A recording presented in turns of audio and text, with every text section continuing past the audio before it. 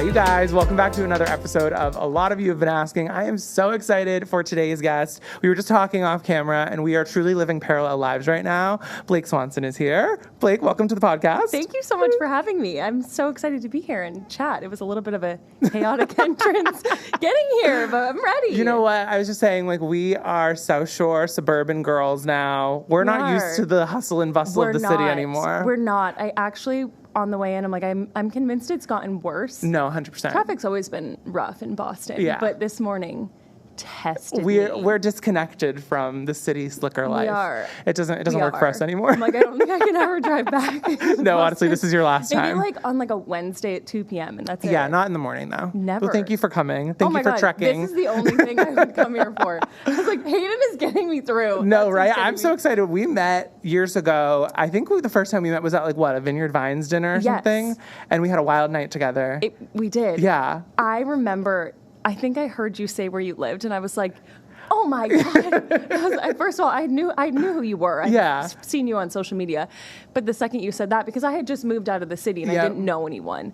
And the second you said that, I was like, friend who's my age. I think we both were like, yeah, our only friends are our boyfriends and our dogs. No, literally. And it's so funny because we truly are living parallel lives. Like, we both recently got engaged. We're planning our weddings. We have our dogs. We have our fiancés. We're doing content. We're on the South Shore. I know. It's good to be in good company with you. I know. I think we need to get together a little more. No, honestly, and not just on the podcast. Not just sprinting here. Yeah, literally. I do need to hear, though, about your background, because you have a really interesting background when it comes to how you got into content in the world of social media and whatnot. Because you were like an engineer of some sort? I went to Wentworth, which is mostly an engineering school. It's near Fenway.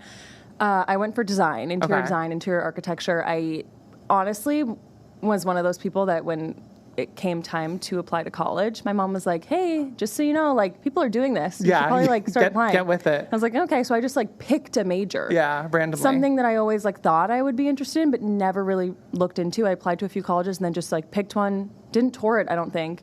Went. Fully kind of went in blind to this whole profession. That's crazy. I kind of just was like, we'll see. Whatever happens, happens. And then a few years in, I was like, maybe this isn't the thing I want to do forever. And I love it still. I have a lot of fun. I'm always drawing renovation plans for my house. I still have that passion there, but not in the corporate sense. Yeah. But I did it for 3 years. I worked at a firm in Seaport, doing mostly corporate design, high rises. I worked on law firms and offices and stuff like that. And then COVID happened. And we're stuck in our houses. And I was like, I have extra time for the first time ever. I'm not sure what to do with it. And I was also going through a breakup. And so I was like, this is me time. I'm going to start waking up at 5 a.m. I'm going to run every morning. These are new beginnings. Yeah. And I would just film it for myself. I wanted videos to look back on and feel like I was doing something good for myself. Yeah. TikTok was dancing at the time. I remember I loved it. All the renegade and stuff like that. And I loved it. Yeah. I would tell my roommate at the time, I'm like, I'm never gonna get on this app ever. I'm never gonna post on this app. I'm just gonna browse. And one day, I think I posted a morning routine, and I remember panicking. I was like, this is not normal for TikTok. Someone's gonna see this that I know in real life. But I think that's the only thing that made me do it, because I was like, I'm not seeing anyone in real life anyway. Yeah, that's so true. Not seeing anyone. So let's do it. We're locked in our castles, our little bubbles. Yeah, and I think at that time it was easier. It's different now. If someone asks for advice to grow, I'm like, I don't know how to answer, because it was so different 5 years ago.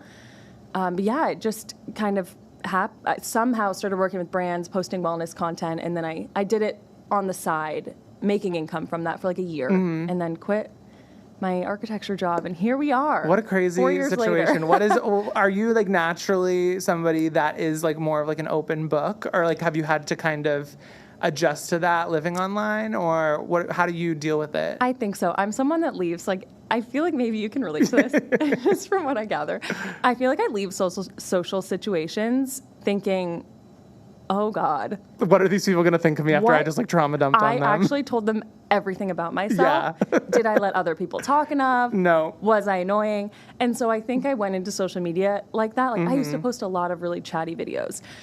And then you kind of get into it a little more, and you're realizing the more the more I talk, the more people have access to. Yeah. So I think I have a balance now where it's like things that are really special and close to my heart, I do not hold back a little much, because you're welcoming feedback for anything you put out there. So like certain things I don't talk about a ton, but I do try to be really transparent and feel like I'm talking to friends online, especially on YouTube. I just, of course you have to on YouTube. I feel like too, a lot of your content is about like routines and rituals, and like you talked about like your morning routines and whatnot. Like have you always been somebody that's had that morning routine? Because you said earlier you were like, I didn't even know what I was like applying to for college or doing anything like that. So then to come around and have a full circle of being like, I'm waking up at 5 a.m. They kind of don't go together. No, I always say I'm very type A, but I think I'm type A in terms of, maybe like I'm mentally type A. Mm-hmm. I always I have a plan for things usually, or maybe not a specific plan. I know things are going to work out. Yeah. I have very broad timelines. Even with college, I was like, I know I'm going to get a job. And I know I'm going to do something. It's gonna happen. But I feel like I'm type B when it comes to sort of executing stuff, if that makes sense. Yeah. I really fall in the middle. I think I just always believe things are going to work out. And so I do You're an optimist. I am an optimist. Yeah. I'm very much an optimist. And I don't know. I think that's how my brain structures things. I'm like, okay, it's going to work out one way or the other. Yeah. I might as well take a couple little risks. Yeah, see what happens. What's the worst that can happen? I'm unemployed and don't go to college. No, I'm kidding. No, truly, that was my thought process. I'm like, am I too far gone right now? Right. Why am I quitting this job? I'm still paying off the loans from the degree. I'm like, what am I doing? Hey, it's the long game. We're playing the long game. Tell me about the routines though, because I'm so curious. As somebody who I love consuming that content. I don't have any routine in the morning whatsoever. When someone's like, start my 5 a.m. morning routine with me, I'm like, oh my God, this must be so nice to just get up. Is it all about consistency? If somebody doesn't have a routine and is listening, how do you get into one? This, I feel like I have imposter syndrome because I also watch those 5 a.m. videos and think, wow, that's really crazy. Mm-hmm. I very much am in waves. Yeah. The more I've learned about the female body and cycle syncing and how certain hormones peak at different times, I feel like maybe it's an excuse. I'm like, I'm feeling tired this week. No, that's interesting though. Listening to your body. Yeah, I'm like, I really do listen to my body, and sometimes I don't know, people who follow me might be like, sometimes she's posting morning routines every single day, yeah. I don't see any for a while. I'm like, it's just literally because I feel like it's in ebbs and flows. Yeah. I think that's my routine. Mm-hmm. Kind of different times of the month, I feel super motivated in the morning, and other times I'm just a little slower. But I would say my typical routine is some sort of movement in the morning. I will not move my body at night. Yeah. I hate a night workout. Same. I want to be on the couch. I'm the type of person, in the morning, if I don't work out, I will make an excuse throughout the day to not go to my workout. I have to do it first thing. I want to be rotting on my couch at the end of the day. I love a show at night. Absolutely. I love TV at night. My fiance John is sometimes like, maybe we shouldn't watch a show tonight. And I'm like, what are we going to do? What would we? Should we just stare at each other? He's like, maybe we could go on a walk. I'm like, done that. Yeah, right. Today. Did that already. I was moving this morning. No, I love getting a workout in the morning and then just spending time with myself. And I think that's why I kind of started posting routines and getting into that on social media, because we were all just sort of spending time with ourselves. So much. And I just wanted to enjoy time with myself and really get to know me and what I like. And that time in the morning when I feel like I'm journaling things I'm annoyed about or excited about. Yeah. I feel like it's just a way for me to connect with myself and start the day like that. It always sets a better tone for my day. And are you a big journaler? Sometimes. Yeah. Usually in the morning I'll just write down a couple little things I'm feeling, but sometimes I will sit for a long time and jot. Just yeah. Just get to it, write an essay in the book. I've never journaled. I've always wanted to. But what do I have to say? Do you know what I mean? So much to say. No, I think TikTok's your journal. Genuinely. A little bit. Yeah, I think that is your journal because I feel like I don't feel like I talk enough on social media. It's easy to get into we're talking about routines. It's easy to get into a routine with that. You stick to a niche of sorts. Yeah. You get used to what you do. And sometimes I'm like, do people even want to hear me talk about things that aren't related to what I usually post about? Yeah, do you know what I mean? 100%. Though you're like, ooh, it's kind of hard. Yeah, I feel like with social media sometimes with just the way like the algorithm and everything works, like you're put into a box of like what people want to see from you. And so you hear it from people. They're like, oh, this person started posting about that. And I was like, I'm not used to this type of content. So it's like hard to kind of break out of that mold that is set for you in some way, shape, or form. But that is your journal, I think. I like that. I love take that. Thank you. I love it.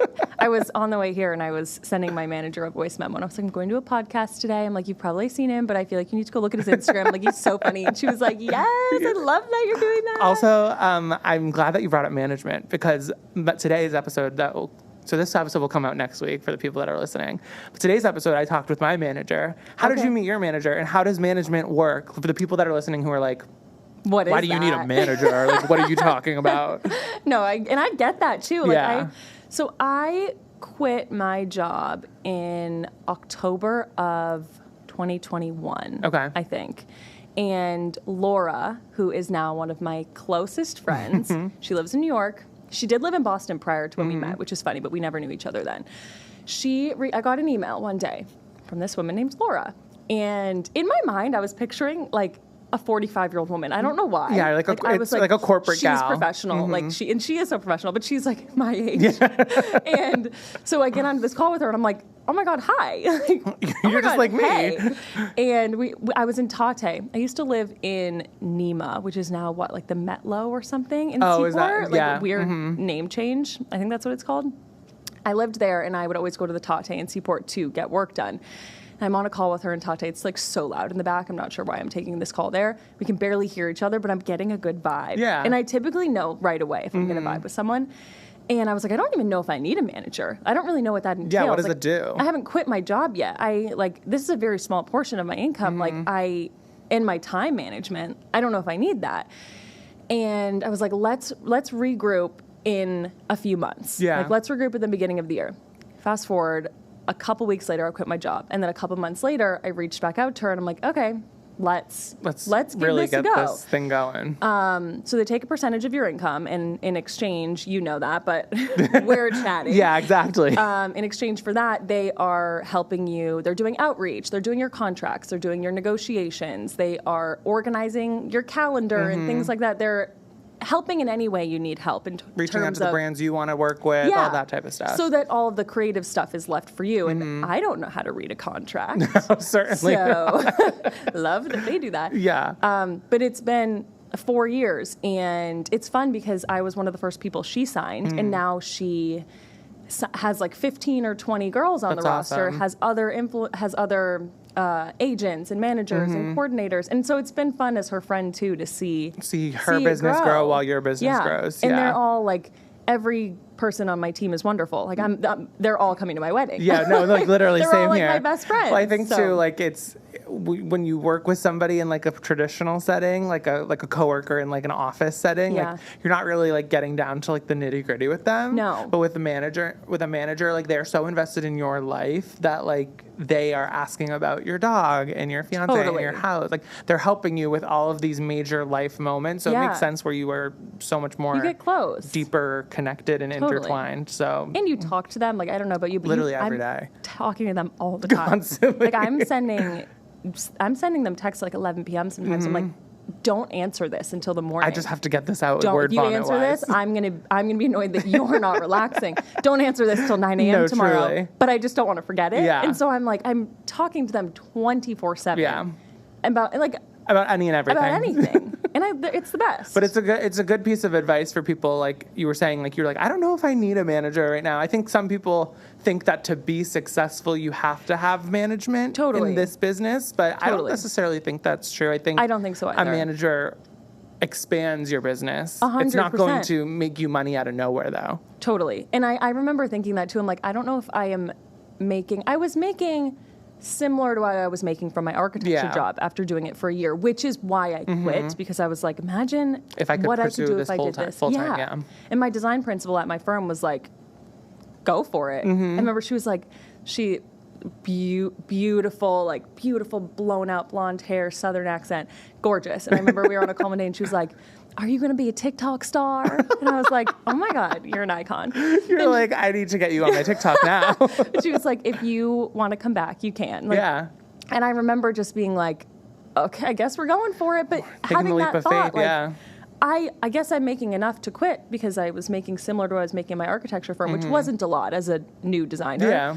But am I making enough to like give a big portion to a manager? Yeah, like exactly. That was something that I was very confused about and kind of worried about. I'm like, I don't know if I'm making enough to give up that much of my income. I don't know how I'm going to pay the bills. More in terms of like consistency coming in and being like, okay, like now if I can expand upon this like with a manager, like it'll help. So that's why I waited a few months. Yeah. And then once you start working with a manager, you see that they're bringing in more work than you had without them. Yeah. They can truly like just change the trajectory of your career completely and give you opportunities that like you wouldn't have been able to get for yourself. No, she literally changed my life. Yeah, that's what I say to my manager all the time. I'm so curious about, we're talking about like you're texting with your manager at like 11 p.m. How do you balance like real life with content when like your life is also work and your content is also work? Like, you know what I mean? Yeah. How do you bridge the gap? I think because I do a lot of morning routine type stuff, it's actually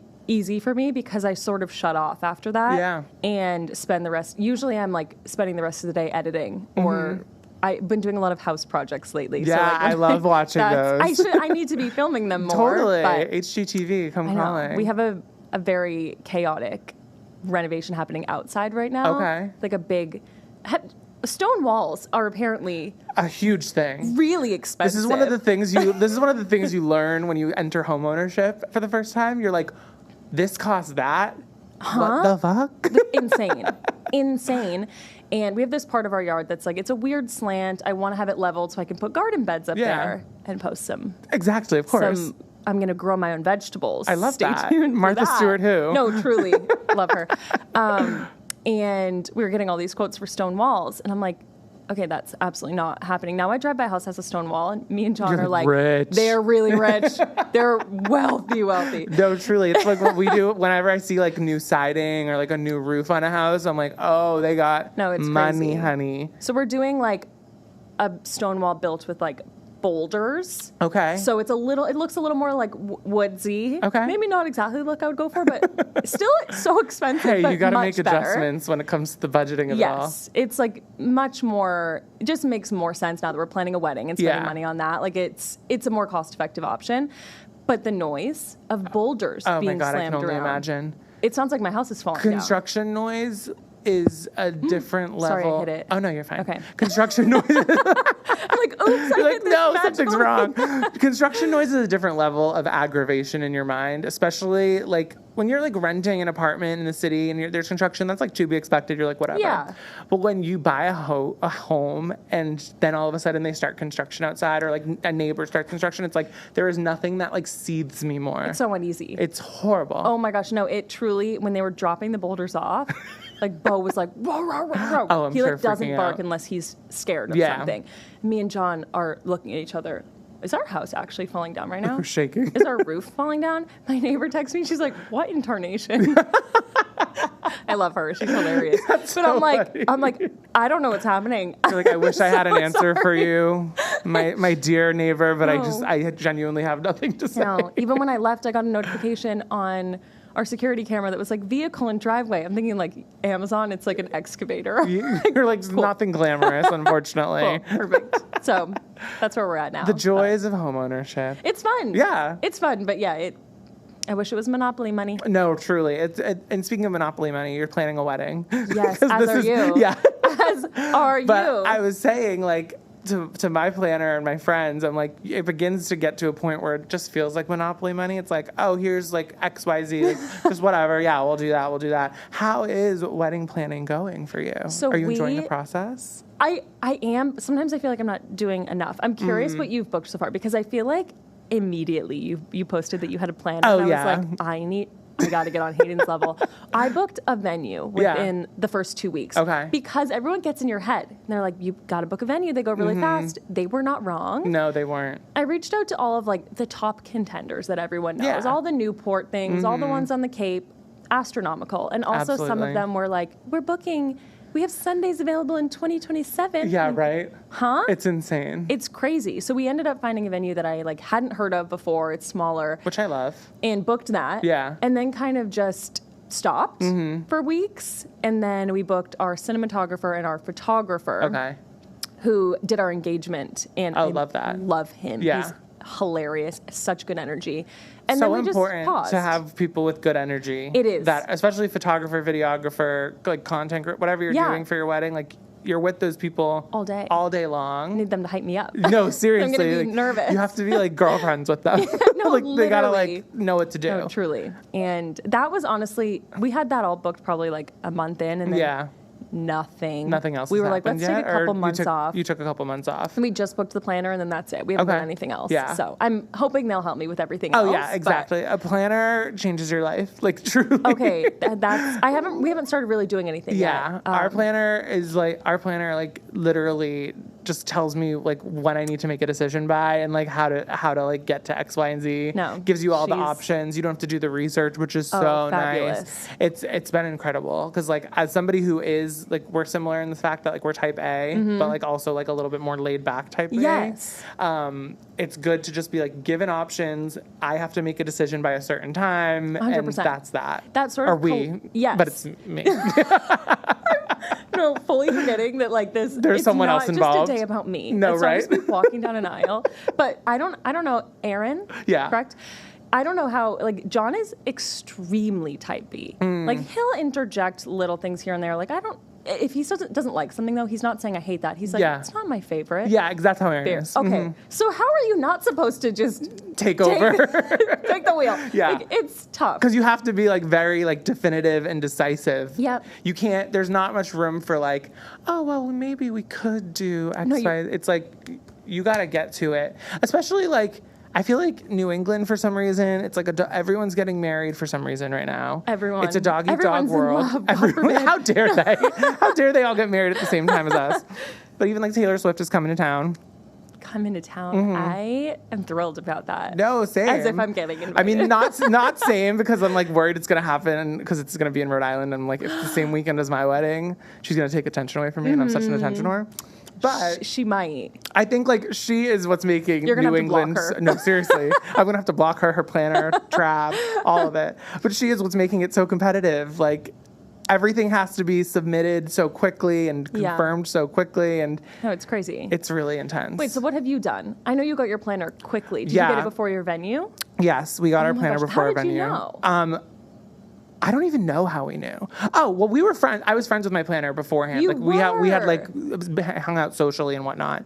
And when it came time to like, when it came time to like figure out, okay, like I don't have time to plan every aspect of a wedding. Like I was like, I need to get a planner, and I was like, Kate, can you work with me? And she was like, oh yeah, absolutely. Oh my gosh, this is also funny, as we were just talking about how we were living parallel lives. We also almost worked with the same planner. No, truly. She's so wonderful. We got engaged we moved to the suburbs within a few weeks of each other. We got engaged within a few weeks of each other. Our weddings are within a few weeks of each other. I love it. It's incredible. I'm obsessed with it. I feel like, what else can we add on to that? No, I'm so curious. I want to know like some controversial wedding takes you have as someone planning your wedding. Okay. Like what is like I'm ready for something this. that you have that you're like, we're not doing this, or we are doing this, that like might like, people might be like, oh, interesting. Okay. Oh, tell me. This might ruffle some feathers because I'm into it. I'm into ruffling feathers. Wedding etiquette. I'm not into a lot of it. The whole like, you have to invite this person, this person, this person. Oh yeah. No. I've always kind of been like that. I'm like, if I'm not feeling super strong about something, if it's not like absolute yes, it's an absolute no. Oh yeah. If it's not a fuck yes, it's a fuck no. 100%. It's always been like that in my life. Yeah. And I'm forgetting we can see people here. I feel like I know, right? No, it's so funny.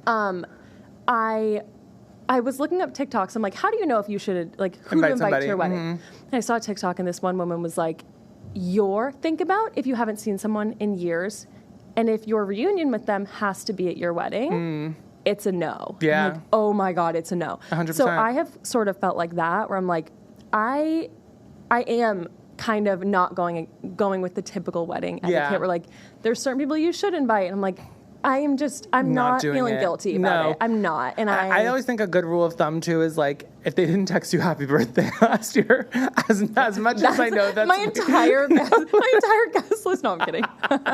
No, I was looking through it and I was like, okay, I added this person to the list. Did they text me happy birthday last year? And if they didn't, I'm like, that is moving to the B list. No, so John has an enormous family. Okay. His mom is one of 8. Oh my god. And she's the youngest, meaning all of her older siblings have kids with plus ones and everything. So like John has cousins that are much older than him who have kids that are closer to John's age. Wow. And historically they've all invited everyone to everyone's wedding. Yeah, that's tough. But John is at the end. So now everyone has a significant other. Everyone has kids. There's so many people. So John's the youngest cousin too, so he's kind of like the last wedding in this sort of group of his family, and his family's amazing. Like, I want them all there. They're so fun. It's just like venue-wise and budget-wise, that's impossible. Yes, and I have a pretty small family, but the wedding is, I think it's actually like 50%, maybe 60% like John's family, because there's so much of them, but they're so fun. Like, they're fun wedding people. They'll make it a party for sure. They make it a party, yes. But it is crazy when you look at the guest list, you're like,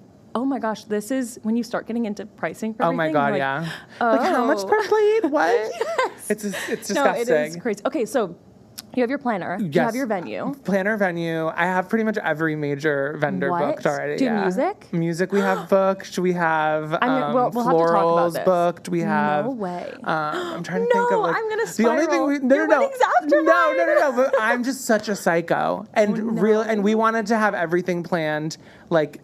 As much as we could, we wanted to have booked by the end of this year so that next year we don't have to like do anything. Because I'm like a get it done quickly type of person and then not think about it again. Okay. I like can't mull over decisions. Like I was literally like, okay, like we're just doing this. Or we were like,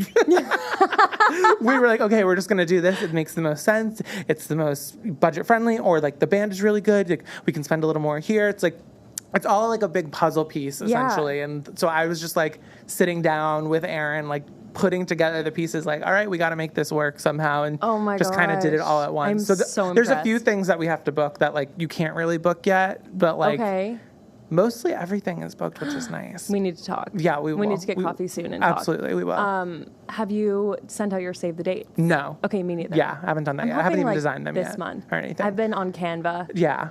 Well, you're like a graphic skirt, like you like the. You like the design. And stuff, do. The stuff of things. Did you grow up like an artsy person? Yeah. My mom is also very creative too. Okay. Like super creative. I was gonna say it makes sense because like your house is gorgeous. Oh my god, thank you. It's beautiful. We're getting there. It takes a while. You should see. I have full renovation, like ridiculous. Like you would sooner purchase a new house than spend this much money on renovating a house. Like you would never do this. Yeah. And we will never do it. But it's good to have the designs just in case something comes up, in case you hit the lottery. In case. Yeah. I have full renovation plans for the entire house. And I feel like I feel like it's a good thing to have. It's fun. Just in your back pocket. It's fun. So we're starting with the outside. We're putting a fence up right now. Lovely. So that Bo can run.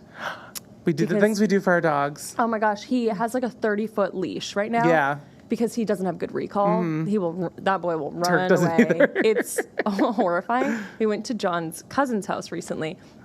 And I was like, I always hear people say that if their dog is around other dogs, they'll stay. Mm-hmm. The thing is that John's cousin's dog did not want to play with Bo. Oh, so Bo was fully rejecting it. Gotta go find a squirrel or something. Bo immediately runs for the woods. And I'm like, oh, this is it. We're losing short circuiting. I'm panicking. I'm like, that thing is my world. Yeah, right. Nothing can happen to him. And I have we're going away for the weekend, so I have a bag of like Bo's favorite things. Naturally, I have a jar of peanut butter in there to put in Bo's like Kong. And I'm like, he's not going to listen to treats. He's not going to listen to me.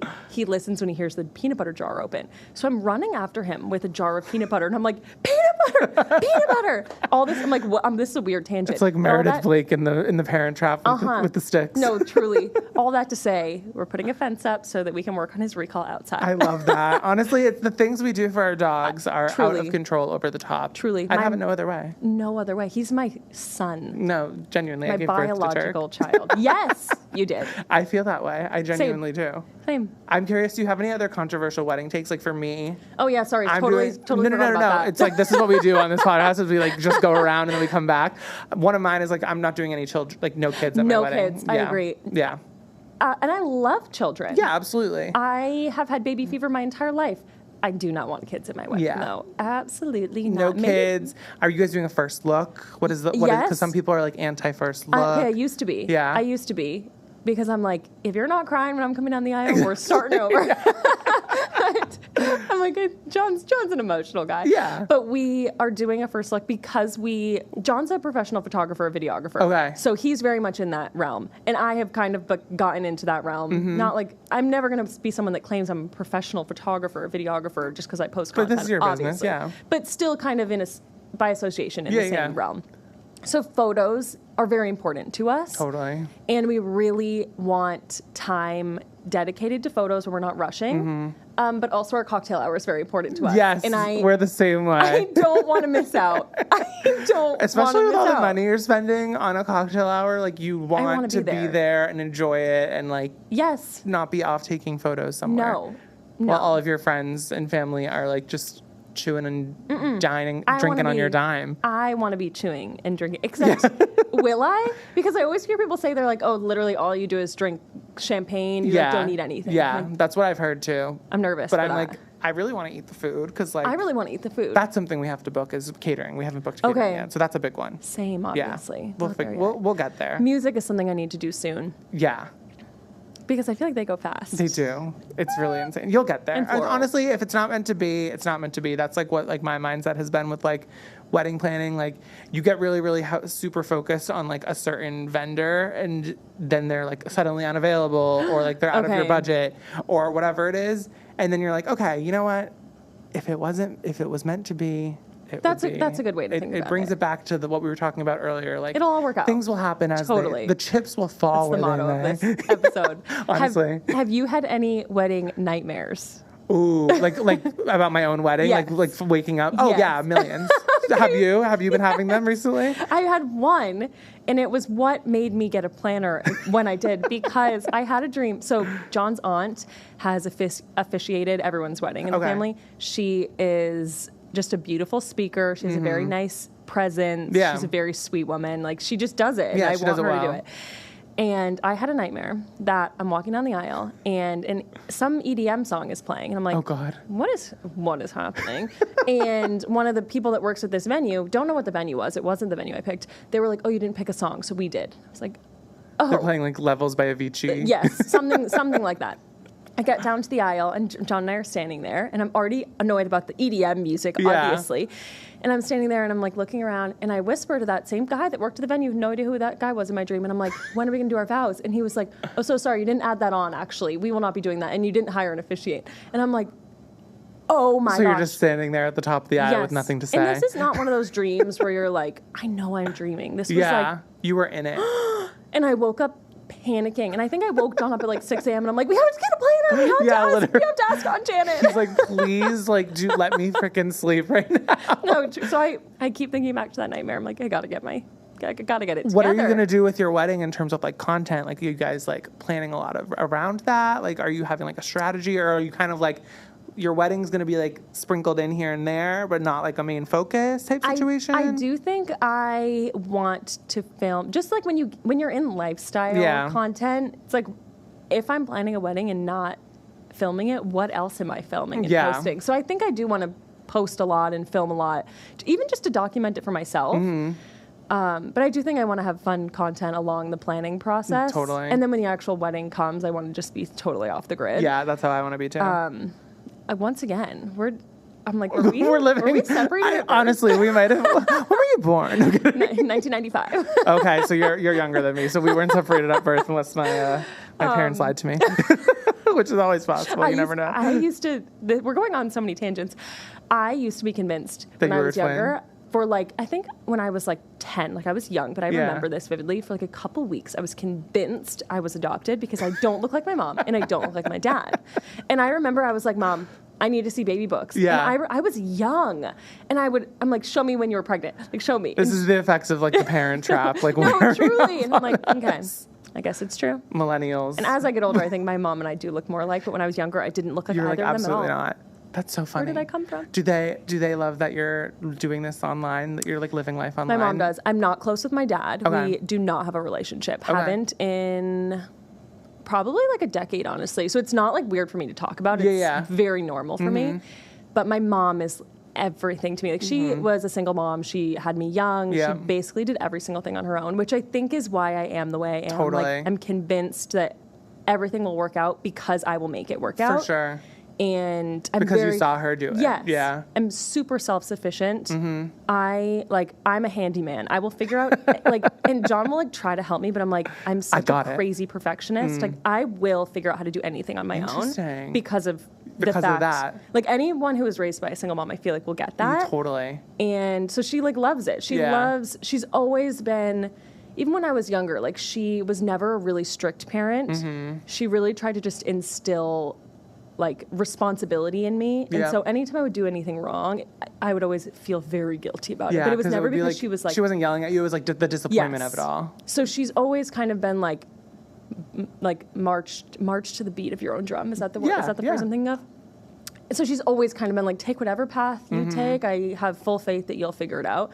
So she was confused when I quit my job, obviously. She's like, what are we doing? Yeah, right. Now she, like, loves it. She, like, talks to all her friends about it. I always share PR with her. She brings it to work and shares with all the girls at work. Like, they become, like, more, like, well-versed in, like, everything. Like, they start following people that they like. They're like, I saw this online. Like, let me send this to you. Like my mom, like, works with me now every day. And, like, it's the best, it's the biggest gift that I could ever have given back to her. Yes. After all she's given to me. No, truly. It's like, incredible. It's so fun. I took my mom on her first, like, work trip, not really a brand trip. It was, I've done some travel stuff here and there, and it was a trip with a cruise line. I've worked with this cruise line a couple times, and I could bring a +1 with me. That's so fun. And my mom came with me, and I've worked with them before, and it was a very small group the first time. Yeah. Second time around, it was like hundreds of people on this cruise ship were working with their marketing team.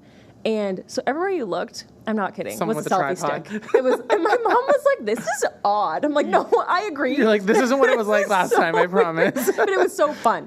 It was the cruise. It was one of those, like, dystopian moments. It was so fun, but, like, the amount of cameras everywhere, my mom was like, "This is odd." I'm like, "Yeah, it is a little odd," but she had so much fun, and she was so happy to sort of be in the realm for a little. Oh my God, I love that. Our moms, so fun. We love them so much. They're the best. The best. I'm so curious.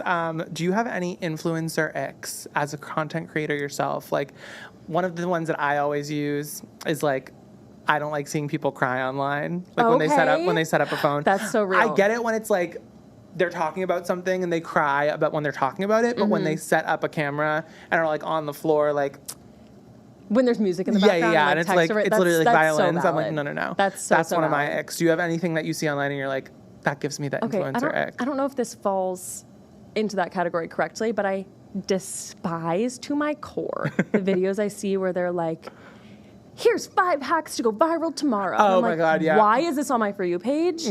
Why? It makes it like it's taking away the creativity and the passion of it. It's very transactional. It seems very like plug and chug. And I'm like, yes. And I'm like, what are we doing? Yeah. I don't want my entire For You page to be people like, it feels very like they're trying to push a course on everyone. Totally. I hate those like social media course things. Ugh. I agree completely. And what do you want if you had to like have a social media legacy where like 10 years, 15 years down the road, you like are like, I hope that I left people with this, with my page and with my persona online. What do you want it to be?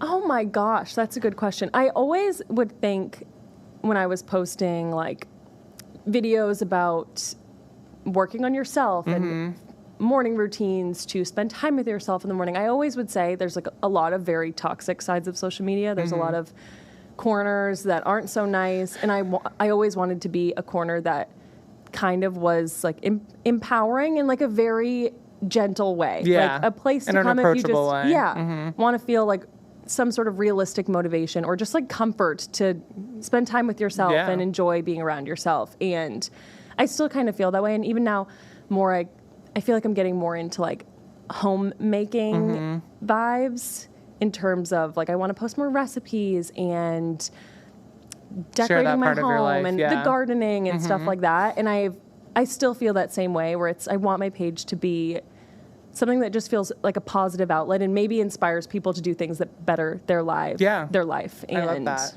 Yeah, Just I bring don't know. them comfort. Bring that's people a tough comfort. question. I know it is. It's a daunting question. That's a question that gives you like imposter syndrome. No, right? Like, why would I get a legacy? No, literally. And then my last question before I let you go. This has been fast. I know it goes by. It's been 40 minutes, but it goes by really, really fast, right?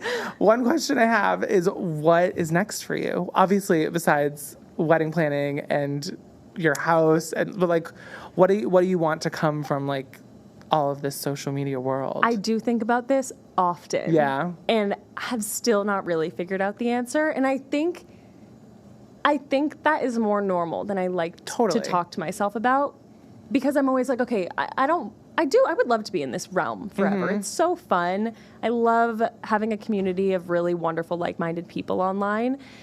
So I would like to sort of be in this space forever, but at some point, I think on top of that, I would like to translate my love for design and wellness into some sort of actual business. Yeah. But I don't know what that is yet. Yeah. And I beat myself up about that sometimes because I'm like, oh my God, I've been thinking about this for years. I feel like whatever. It's so hard to like actualize something that's in, like, you don't know exactly what it is yet. You know, you want something that's like tangible or offline to be a part of your business, but don't beat yourself up about it, because I feel like nobody really knows until they have that aha moment. That's when they know. Yeah, totally. No, if you asked me when I was working in my architecture firm, I would have just been like, this forever, I guess. Like, I would have never thought. No, literally, I would have never thought like, oh, I'm gonna get into social media and it's going to allow me to like buy a house and all these other, like, I would have never seen that. So I think that idea of just like, there's gonna be something next, and why not envision it as something great, even if you don't know what it is yet. I love that. I feel like that's it. That is so perfect right there. That is like the perfect way to end the podcast.